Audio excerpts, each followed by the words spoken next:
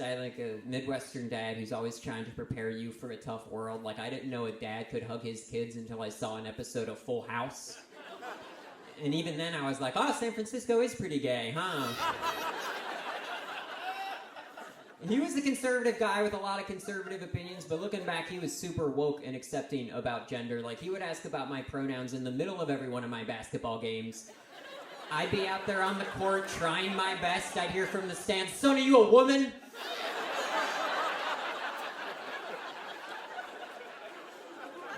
It's ill-timed, but it's objectively progressive of him to check in. So... now he's one of these, like, a penis makes you a man guys, and I don't know if that's true, but I wish he thought that when I was living with him. Like, I've had a penis my whole life, Dad. You've never treated me like a man. I don't know anything about gender, but I know what it's like to be misidentified, and, like, I went to the mechanic the other day, and I got out of my car, and the guy said, I'll be right with you, kiddo. That didn't feel good.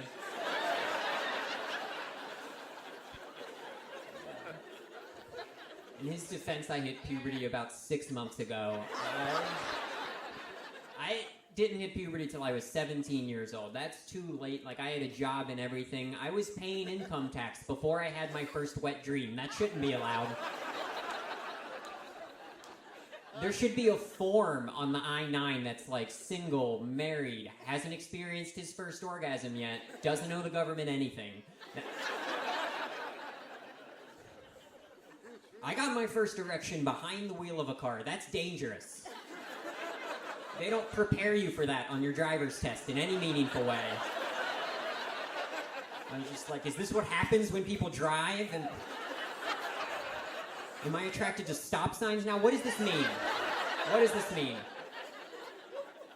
And I don't know what it means, but I know that to this day, whenever I hit 10 and 2, I get pretty aroused still.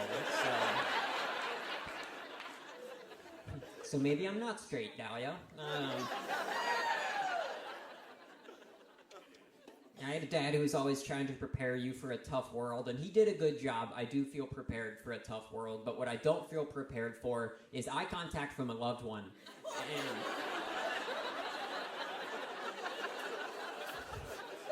turns out that comes up way more often in your day-to-day life, you know? Like, whenever my wife looks at me, I act less like a good husband and more like an abused shelter dog. My fight-or-flight response very much kicks in, and I don't know if you can tell from my body mass, but I'm team flight 100% of the time.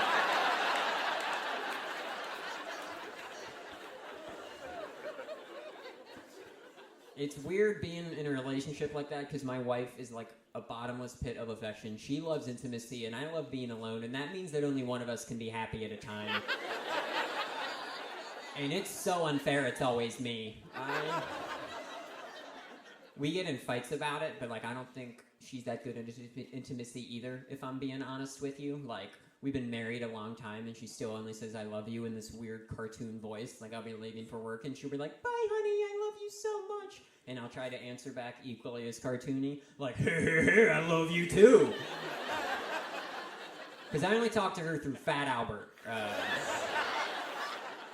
Which I think is healthy. We have a healthy relationship. We've just been together a long time. We started as like a young college couple, and now we're this weird quasi-adult couple. And turns out it's way more fun to be a young college couple. That's a more fun time in your life. We used to get drunk on a Tuesday and make out, and it was awesome. And now we get drunk on a Tuesday, and it's all like, we're not drunk, Will. You're drunk again.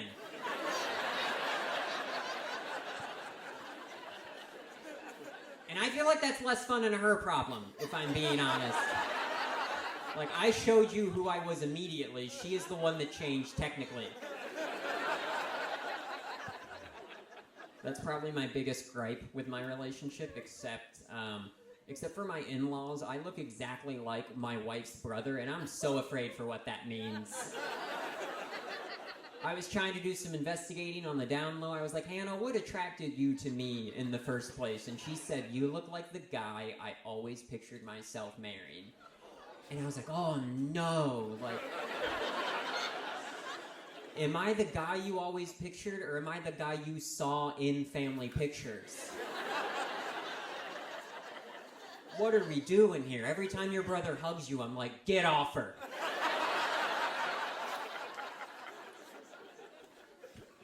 And she could tell I was worried. She gave me like a nice compliment. She said, "You have like nice, sexy college professor vibes." And that's a good compliment. That made me feel better for about 25 seconds. And then I met her dad, and he's a college professor.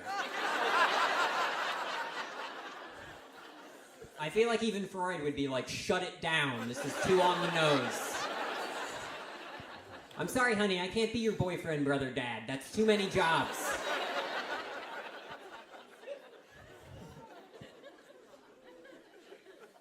My wife wants me to talk about her more in stand-up, which I think is funny. So, do you mind if I try a joke about my wife real quick? Cool. Thank you. So my wife is racist. That's for you, honey.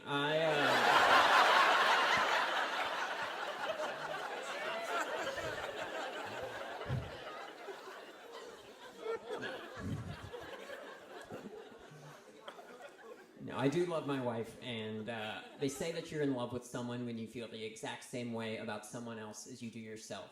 And I know I'm in love with my wife because I kind of want to kill my wife. But I'm not going to do anything about it, so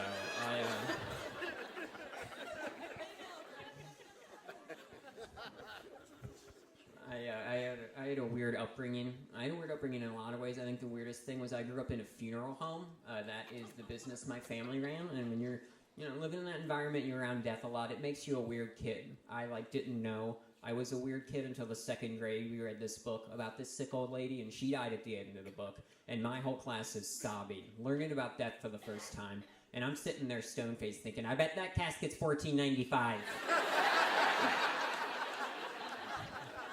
Judging from the rest of the book, she's got pretty good life insurance. Why are we crying today? This doesn't feel like a sad death. It feels like a Tuesday, if I'm being honest with you. Being in the business changes the way you see death. It changes the way you see a lot of things. To most people, flowers represent love and affection. And in my culture, flowers represent a friend who wouldn't fly into town for your funeral. My wife asked me why I never got her flowers, and I was like, oh, it just occurred to me that a live human would want flowers. Why haven't I gotten you flowers? You haven't earned them yet, honey.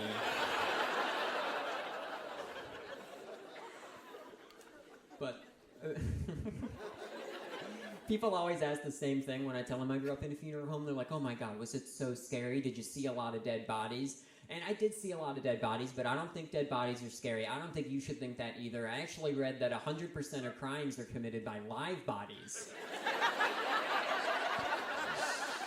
So if you're afraid of a corpse, but you have a boyfriend, I would get those facts straight. Boyfriends do way more murder. I looked it up.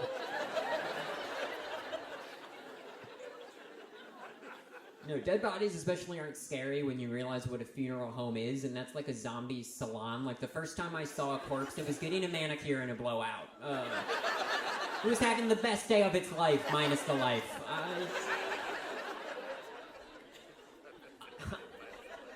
I'm so comfortable with dead bodies that I didn't get the movie Stand By Me. From my experience, dead bodies around doesn't make kids want to, bundle up and have an adventure and bond. From my experience, having dead bodies around makes kids want to leave your birthday party. And that door should have been locked. I get it.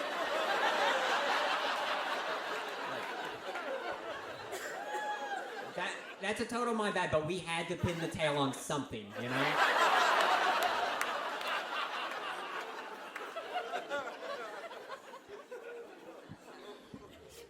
No, truth be told, I'm happy I grew up in a funeral home. It's a good business to grow up in. It's pretty recession-proof.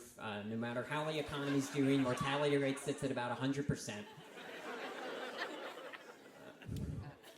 If anything, a bad economy helps us, because people are just kind of killing themselves when the economy's low, and that's where we come in, actually. But good economy, bad economy, you're going to need us either way. That's why our slogan is Lampe Family Funeral Home will wait.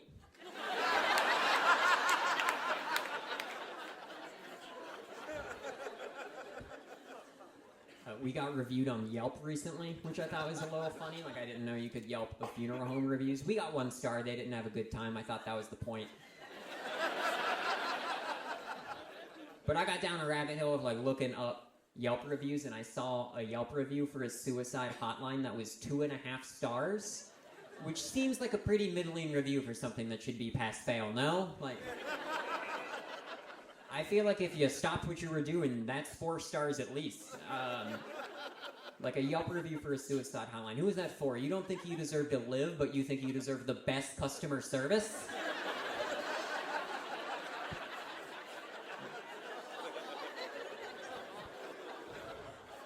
I think those people should pick a lane, but I guess that's just my opinion. They say opinions are like assholes, and I agree because I'm afraid to share mine at work.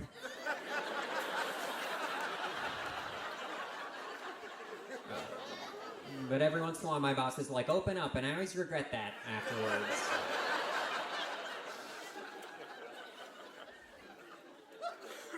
I had a weird upbringing in a lot of ways, because I'm neurodivergent, and if you don't know what that means, that's a term white people use to make it seem like we overcame adversity. And it's weird being neurodivergent because you never think anyone's gonna like you. Like, I have blonde hair, blue eyes, I'm 100% German, all that going for me. I don't think Hitler would like me. I think he'd take one look at me and give up the whole, like, Aryan race vibe he had going on. There's no way I can be part of a superior race. I'm 100 pounds, I'm mentally ill. My wife is Jewish and she opens jars for me. I'm inferior in every way, and I told that joke to my mom, and she said, oh, well, Hitler would like you.